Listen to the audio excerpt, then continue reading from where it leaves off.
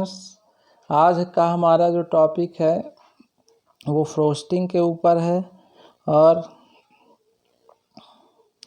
Heat treatment के ऊपर है। तो चलिए शुरू करते हैं आज का डिस्कशन। फ्रोस्टिंग या ठंडा करना एक ऐसी प्रक्रिया है जिसमें स्क्रैप धातु की सतह पर हाथ स्क्रैपर के उपयोग से बनाया जाता है। फ्रोस्टिंग को फ्लेकिंग के रूप में भी बुलाया जाता है। जब एक पॉलिश या स्क्रैप वाली फ्लैट सतह पर एक पैटर्न वाली फिनिश बनता है तो फ्रोस्टिंग का उपयोग किया जाता है। फ्रोस्टिंग को स्क्रैप या पॉलिश सतह पर तेल प्रतिधारण बढ़ाने के रूप में उपयोग किया जाता है। यह मशीनी भागों के साथ महत्वपूर्ण है ताकि उन्हें चिकनी और चिकनाई के साथ सुचारू रूप से आगे बढ़ सके। फ्रोस्टिंग के बिना तेल एक दूसरे के संपर्क में केवल दो धातुओं सतहों को छोड़कर भाग जाएगा, जिससे मशीन खराब होने की संभावना रहती है। एक इंजीनियर के स्क्रैप के साथ फ्रोस्टिंग या फ्लैपिंग कैसे करें? तो सबसे पहले इंजीनियर की खुरचनी तकनीक। आराम से खड़े हो जाना है। सबसे पहले चरण में स्क्रैपर हैंडल के साथ खड़े हो जाओ। बस अपने शोल्डर के नीचे आराम करें और वर्क पीस से संपर्क करें। Rest the scraper handle against your shoulder and keep the scraper blade tip in contact with the work piece.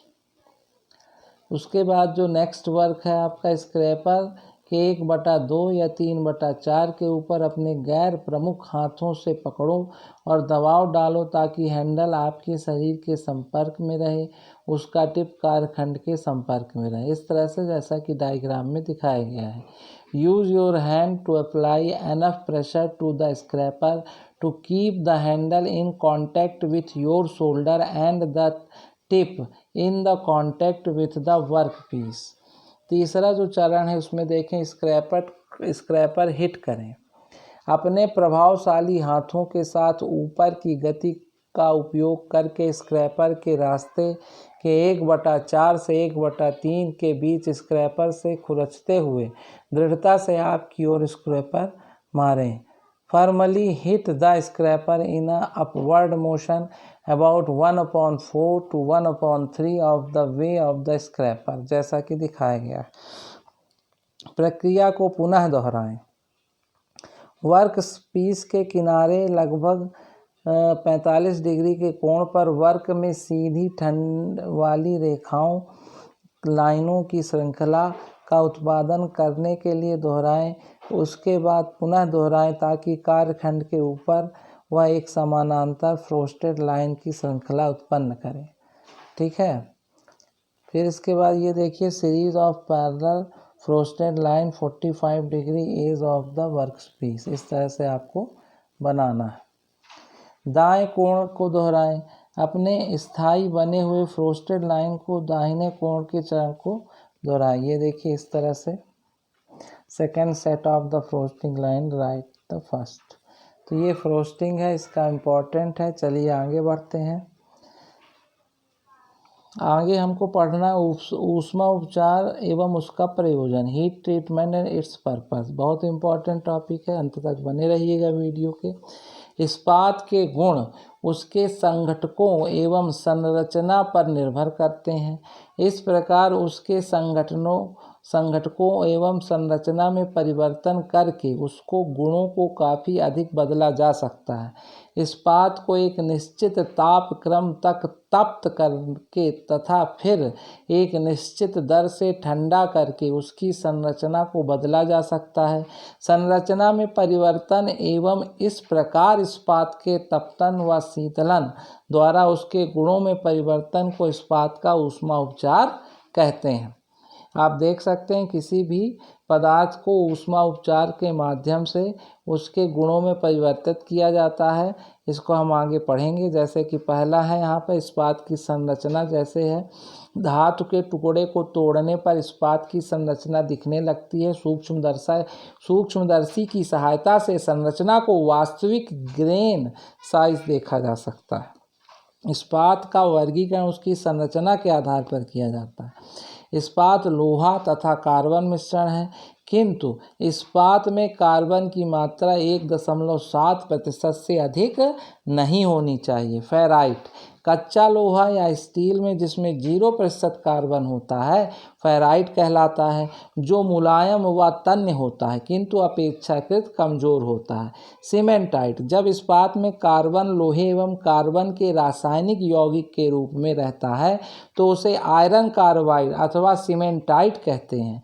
ये एलॉय बहुत कठोर तथा भंगुर होता है परंतु मजबूत नहीं होता।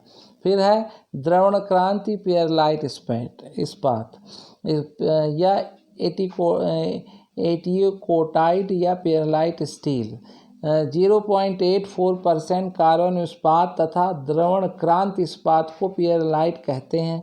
ये फेराइट तथा सीमेंटाइट से काफ़ी मजबूत होता है। फिर है हाइपर यूक्टाइट स्टील, अति द्रवधाक्रांतिक इस्पात। 0.84% से अधिक कार्बन वाले इस्पात अथवा अति द्रवणाक्रांत इस्पात में पेयरलाइट तथा सीमेंटाइट होता है।